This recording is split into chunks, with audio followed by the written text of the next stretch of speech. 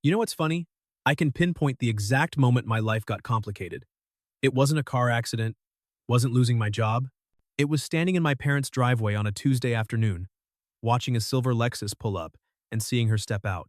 Diana Monroe, my mom's college roommate, the woman I used to call Aunt Di when I was 7 and she'd visit with homemade cookies. Except she wasn't bringing cookies this time, and I definitely wasn't 7 anymore. Jake? Her voice had that same warm, honey tone I remembered, but everything else had changed. The years had been kind to her, obscenely kind. Mid-40s, but you'd never guess it. Dark hair that caught the sun just right. This elegant way of moving that made my throat go dry. I opened my mouth to say something normal. Something like, welcome back to town or long time no see. What came out was, you look different. She laughed God, that laugh, and tilted her head. So do you. Last time I saw you, you were what, 17? Braces and a skateboard? 29 now. Photographer. No braces. Why was my heart pounding? 29. She said it slowly, like she was doing math in her head. Then her eyes met mine, and I swear I saw something flicker there. Something that made my stomach flip. My mom came running out, squealing about reunion and girl time and wine. I stood there like an idiot, watching Diana Monroe walk into my parents' house. I should have known right then. Should have seen the warning signs. But I didn't run. I never do. Diana moved back for good reasons. New job running the local arts foundation. Fresh start after her divorce, closer to old friends. My mom was thrilled. They did yoga together, book club, wine nights. And me? I kept my distance. Not because I wanted to, because I had to. See, here's the thing about being 29 and single in a small town. Everyone knows you. Your parents' friends watch you grow up. They see you as the kid who mowed their lawn or helped move furniture. There's a box you fit into, and you don't step out of it. Diana was in that box, off limits, untouchable. Except my brain didn't get the memo. I'd see her at my parents' Sunday dinners, laughing with my mom over pasta, asking about my photography work, genuinely interested in a way that made me feel seen. She'd lean in when I talked about my gallery show plans, her perfume something subtle, expensive, messing with my focus. You should photograph the charity gala next month, she said one evening, refilling her wine glass. The foundation's hosting it. I could use a good eye. My mom jumped in. Oh, Jake would love that. He's been looking for more event work. Diana's eyes met mine across the table. What do you say, Jake? Think you can handle a room full of wealthy donors and overpriced champagne? I should have said no. Should have recommended another photographer. Instead, I heard myself say, I can handle it. Her smile was slow, deliberate. Good. I'll send you the details. That night, lying in bed, I stared at the ceiling and tried to logic my way out of whatever this was. She was my mom's best friend. 45 years old. Divorced, sure, but probably not interested in some guy who still rented a studio apartment and ate cereal for dinner 3 nights a week. This was nothing. A work gig. Professional. I almost believed it. The next 3 months were torture in slow motion. I'd show up at the foundation office to discuss event logistics, lighting setups, shot lists, timelines. Diana would sit across from me in these perfectly tailored dresses, leaning over blueprints, her voice low and focused. Sometimes her hand would brush mine, reaching for a pen. Sometimes she'd laugh at my jokes in a way that felt like more. Or maybe I was imagining it. Maybe I was just a lonely guy projecting onto an older woman who was being nice. But then there were moments that made me question everything. Like when she asked to see my portfolio, and we spent 2 hours in my tiny studio, her standing close enough that I could feel her warmth. She lingered on a black and white series I'd shot, intimate, moody, raw emotion captured in shadow and light. You see people? She said softly. Really see them? That's rare, Jake. I remember swallowing hard, my voice coming out rough. I just try to show what's already there. She turned to look at me, and the air between us shifted, charged, heavy. Then her phone rang, my mom, asking if she wanted to grab lunch, and the moment shattered. She stepped back, smiled like nothing had happened, and left. I stood there for 10 minutes after she was gone, my hands shaking, wondering if I'd just imagined the whole thing. Spoiler. I hadn't. The gala was everything I expected. String quartet, ice sculptures, women in gowns that cost more than my car. I moved through the ballroom with my camera, capturing candid moments, donors laughing, champagne glasses catching light, Diana at the podium, giving her speech. And God, She was magnetic. She wore this deep emerald dress, simple but devastating, and when she spoke about the Foundation's mission art access for underserved kids, community projects, her passion was real. I shot frame after frame, zooming in on her hands as she gestured, the way her eyes lit up when she smiled. Through my viewfinder, she was art. After her speech, I was packing up my gear when she appeared at my side. "Get any good shots?" she asked, slightly breathless from the attention. "A few," I said, showing her the display screen. "You're a natural in front of a camera." She studied the images, her expression softening. "You made me look better than I feel." "Impossible. I just captured what was already there." She looked up at me, and for a second, the noise of the gala faded. It was just us, standing too close in a crowded room. "Jake." "Diana!" A man's voice cut through. I turned to see some guy in an expensive suit, silver hair, confident smile approaching. Incredible speech. I was hoping we could discuss the board position over drinks. I saw Diana's jaw tighten, just slightly, before she smiled. "Of course, Richard. Give me one moment." She turned back to me, and I could have sworn I saw frustration in her eyes. "We should talk," she said quietly. "About the photos. And other things." "Other things?" "Later. Come by the office Monday?" I nodded, throat dry.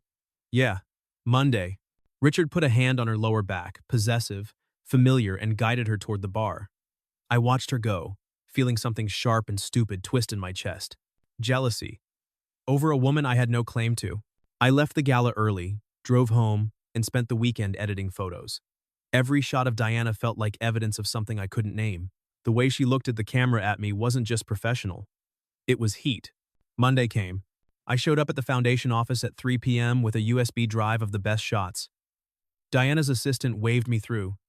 "She's expecting you." And I found her alone in the conference room, windows overlooking the park. "Jake." She smiled, but it didn't reach her eyes. She looked tense. "Come in." "Close the door?"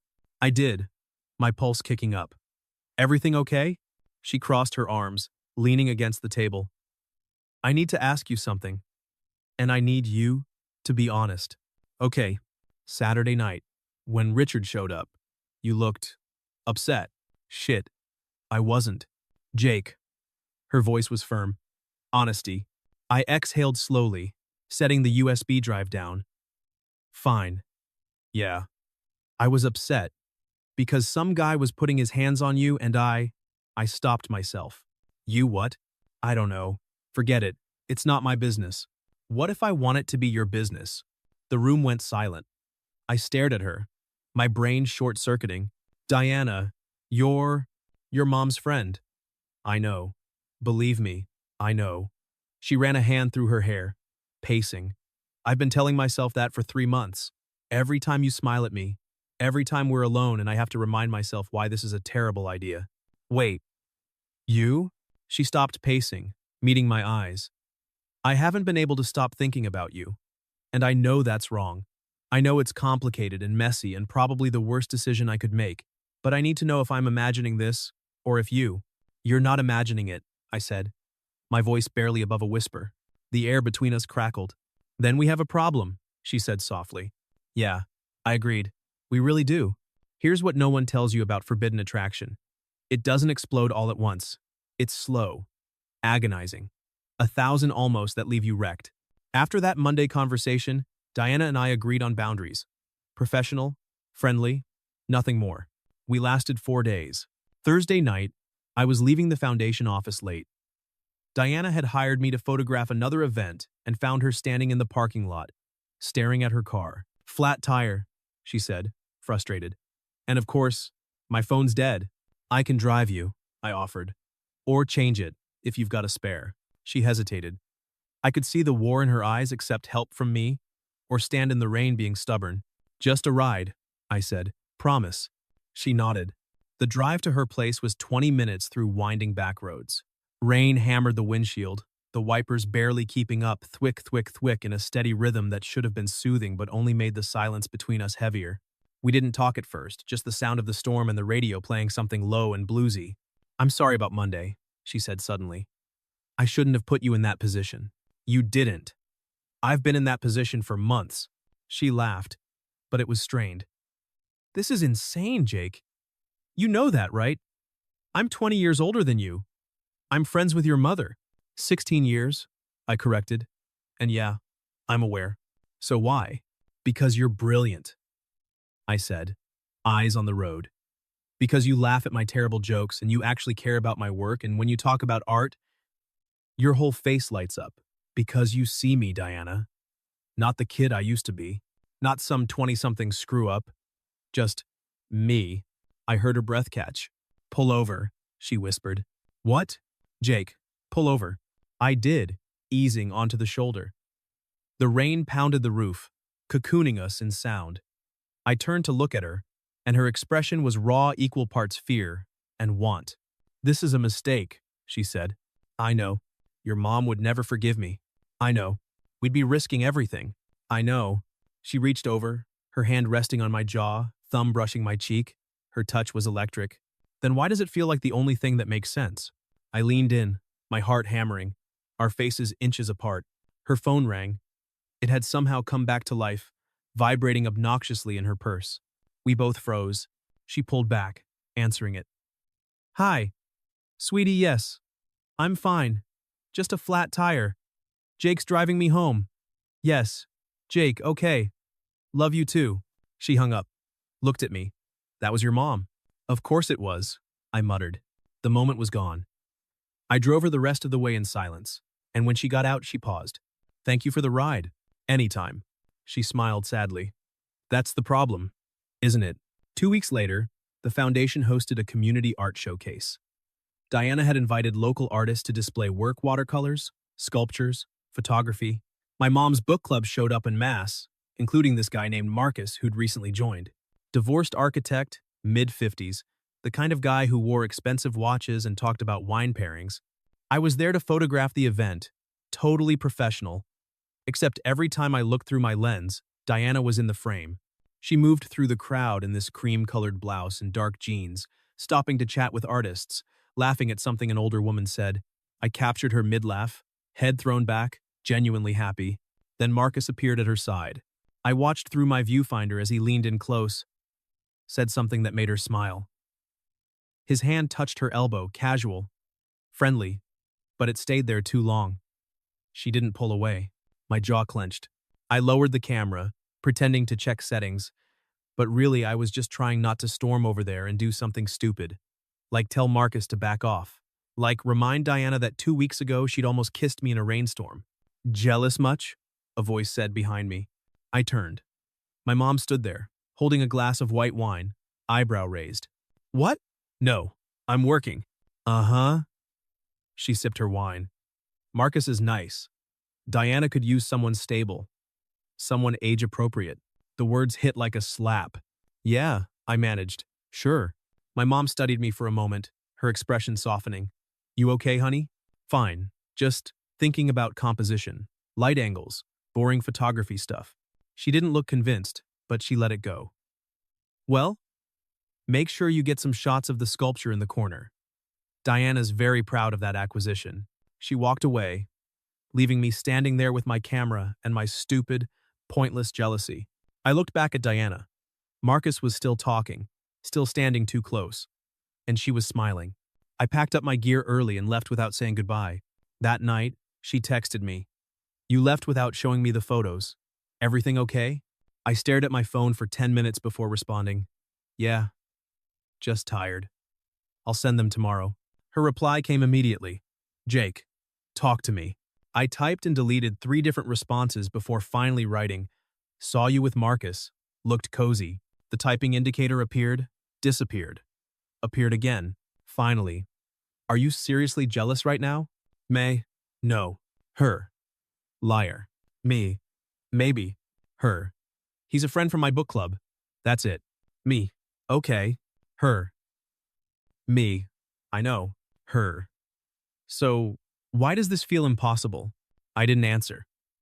Couldn't. Because the truth was too big, too terrifying. This wasn't just attraction. It wasn't just forbidden want. I was falling for her, and there was no safe way to land. 3 days later, Diana texted me at 11 p.m. Are you awake? I need a favor.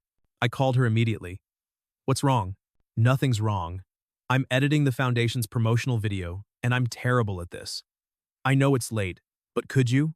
30 minutes later, I was at her house. Big mistake.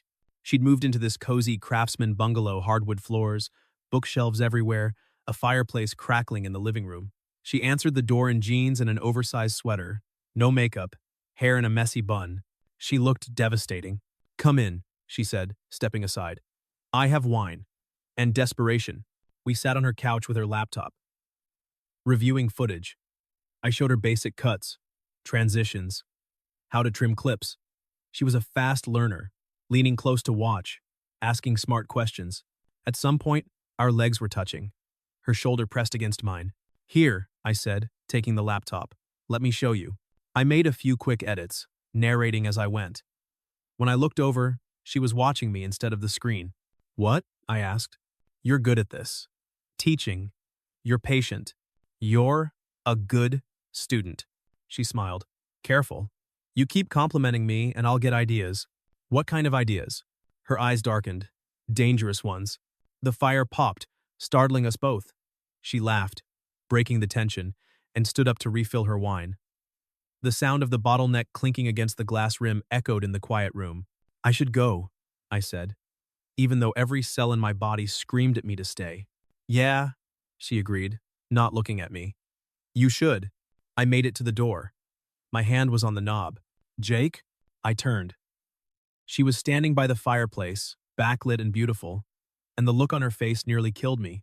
If things were different, she said softly. If I weren't who I am, and you weren't, don't, I interrupted. Don't do hypotheticals. It'll make this harder. Harder than what? Pretending I don't feel this? She crossed the room, stopping a foot away from me. Close enough to touch. Close enough to ruin everything. I think about you, she admitted. More than I should. In ways I shouldn't. Deanna, I know. I know. But I need you to know that this isn't one-sided. That I'm not imagining what's happening here. My resolve was crumbling. If I stay, then stay. I almost did. God, I almost did. But my phone buzzed text from my mom. Dinner Sunday? Bring your appetite? Dies making her famous lasagna. Reality check? I can't, I said, my voice hoarse. You know I can't. I left. Drove home. Took the coldest shower of my life. But it didn't help. Because all I could think about was the look in her eyes when she said stay. The way her voice broke on that single word. The fact that I'd walked away from something I wanted more than I'd ever wanted anything. And the terrifying realization that I was in love with my mother's best friend. A week later, I was at my parents' house for Sunday dinner when Diana arrived carrying a casserole dish. She looked tired, dark circles under her eyes. Her smile not quite reaching the usual brightness. Diana! My mom swept her into a hug. You look exhausted. Everything okay? Just a long week at the foundation. Board meeting drama. The usual. They disappeared into the kitchen, leaving me and my dad in the living room watching football. Except I wasn't watching. I was listening to Diana's voice through the doorway. The way she laughed at something my mom said. The sound of cabinet doors opening and closing. You're distracted, my dad observed. No. Just thinking about a shoot tomorrow. Right. He didn't sound convinced. You know, your mom's worried about Diana. Says she's been withdrawn lately. Not herself. My chest tightened. Yeah? Between you and me, I think the divorce hit her harder than she lets on. She puts on a good face, but he shrugged. Sometimes people need more time to heal than they think. Guilt twisted in my stomach. Was I making things worse? Was I another complication she didn't need? Dinner was torture. I sat across from Diana, watching her push food around her plate, barely eating. My mom kept shooting her concerned looks. You've barely touched your lasagna. Are you sure you're okay? I'm fine, Sarah. Is it Marcus? My mom asked, too casual. Did something happen with Marcus? I nearly choked on my water. Diana blinked. Marcus? No. Why would we're just friends? Oh. My mom looked genuinely surprised. I thought maybe, well, he's clearly interested, and you two would be so good together. Diana's eyes flicked to mine for a split second so fast I almost missed it. I'm not looking for a relationship right now, but you should be. You're amazing, Diana. You deserve someone who sees that.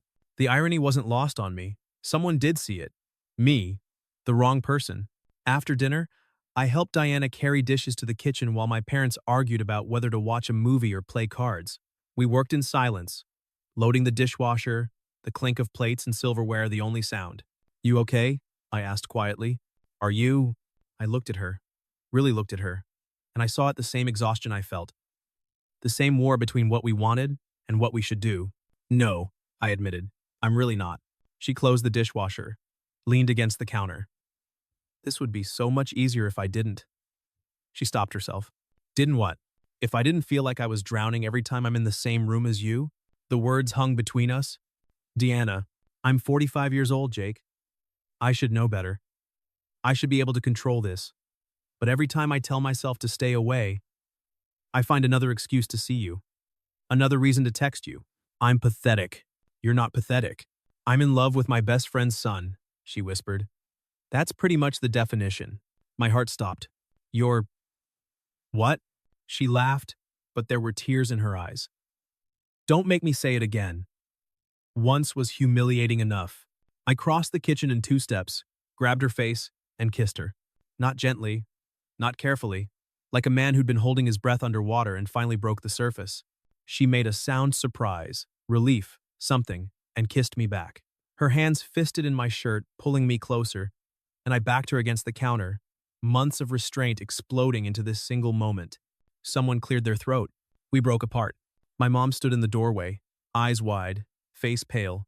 She held up a hand, opened her mouth, closed it, then turned and walked away. Diana's face crumpled. Oh God, Jake. What did we… Wait here, I said, already moving toward the living room. I found my mom standing by the window, arms crossed, staring out at nothing. How long? Her voice was ice. It's not we haven't. How? Long. Tonight was the first time we… She whirled on me. Do you have any idea how inappropriate this is? I know. She's my best friend. She's known you since you were a child. I'm not a child anymore. Clearly! She laughed, but it was bitter. God, Jake. Of all the women in this town, you had to. And Diana. I trusted her. She didn't do anything wrong. Neither of us did. We tried to stop this. Mom, we really tried. Not hard enough, apparently. Diana appeared in the doorway, tears streaming down her face. Sarah, please, let me explain. Explain what? That you've been sleeping with my son behind my back? We're not, Diana's voice broke. I would never. But you want to. My mom's voice was sharp. Don't you? Diana didn't answer. Couldn't. My mom looked between us, her expression crumbling. I need time. I can't. I can't look at either of you right now. She grabbed her purse and left. My dad followed, shooting me a look I couldn't quite read. Disappointment. Maybe. Diana and I stood in my parents' empty living room, the sound of their car pulling away echoing in the silence. This was a mistake, she whispered. No, it wasn't. Jake, I just cost you your relationship with your mother. You didn't. We did. Together. And I don't regret it. She looked at me, tears streaming down her face. I love you. You know that, right? I know, but I don't know if that's enough. She left too. My mom didn't speak to me for 3 weeks. 3 weeks of voicemails I didn't know how to answer. 3 weeks of radio silence that felt like the world ending. Diana and I tried to make it work, but the guilt was suffocating her. I ruined your family, she'd say, over and over, no matter how many times I told her she didn't. Every time we were together, the shadow of my mom's anger hung over us. Diana would pull away mid-kiss, tears in her eyes, saying things like, "This is wrong, and I can't do this to her." And I'd hold her and tell her it wasn't wrong, that love wasn't wrong. But even I wasn't sure I believed it anymore. The worst part? Watching Diana torture herself. She'd show up at my apartment at midnight, eyes red from crying, and we'd sit on my couch in silence. Sometimes she'd curl into me and I'd stroke her hair while she fell apart. Other times she'd pace my tiny living room, hands shaking, talking about how she'd destroyed a 20-year friendship for what? A fling with someone young enough to be? I'd interrupt. Don't finish that sentence. But it's true, isn't it? The age thing. People are going to think I'm predatory, that I groomed you, or Deanna. Stop. I can't stop, Jake. I can't stop thinking about what your mom said. What everyone's going to say. The foundation board. My colleagues. Do you love me? She'd always stop pacing then. Look at me with those devastated eyes. You know I do. Then that's what matters. But I could see she didn't believe it. The guilt was eating her alive, and I didn't know how to stop it. Then my dad called. Your mother's heartbroken, he said. But not for the reasons you think. What do you mean? She's not angry that you're dating Diana. She's angry that you lied, that you both hid it like you were ashamed. We were protecting her. From what? The truth? Jake, your mom's not fragile. She's hurt because you didn't trust her enough to be honest. That hit like a truck. What do? You show up, you talk, you give her time, and you stop treating her like she's some delicate thing that can't handle complexity. So I did. I drove to my parents' house, knocked on the door, and waited. My mom answered, her face guarded. Can we talk? I asked. She let me in. We sat at the kitchen table, the same table where we'd had 1,000 meals, where Diana had laughed and told stories and become part of our family. I'm sorry, I started. Not for loving her, but for lying to you. You deserved the truth. My mom was quiet for a long time. Then, do you really love her?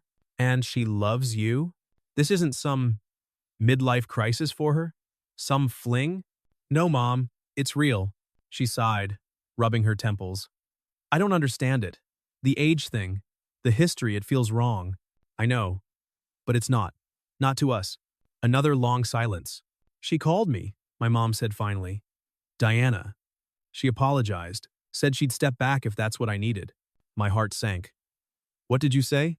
I told her that I needed time to think, and that I love her, even though I'm furious with her, and that I love you more than anything, even when you make idiotic choices. I smiled despite myself. So, what now? Now? You give me time. You don't flaunt this relationship in my face, and you bring her to Sunday dinner next month so we can start figuring out how to make this? Whatever this is? Work. Really? Really? But Jake? Her eyes were fierce. You hurt her, and I will end you. Best friend or not. She's been through enough. I won't. I promise. She stood up, pulled me into a hug. You're still my kid, even when you're exhausting. I love you, Mom. I know. Now go call Diana and tell her to stop catastrophizing. I know she's spiraling. She was. I called her from the driveway, and she cried with relief. Sunday dinner? I told her. We're going to Sunday dinner? Together? Together. Jake, I don't know if I'm ready. You'll be fine. My mom's already planning your redemption arc. She laughed, that beautiful sound I'd missed. I love you. I love you too. It wasn't perfect. It wasn't easy. But it was ours. That first Sunday dinner was excruciating. Diana brought flowers, roses for my mom, which felt too formal, too apologetic. My mom accepted them with a tight smile and a hug that lasted just long enough to be genuine. We ate pot roast, made small talk about the foundation's upcoming exhibit, my dad's golf game, the neighbor's new puppy. Everything carefully neutral, like we were all walking on glass. But then, over coffee and apple pie, my mom said, So, are we going to talk about the elephant in the room?